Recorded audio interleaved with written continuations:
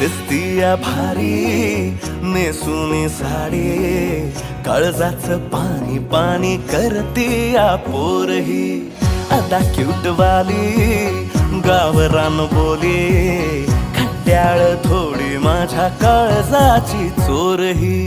थोडं माझ्या पिरामात पड तू ग बाई, खुळ्यागत झाला मन तुझ्याच पायी.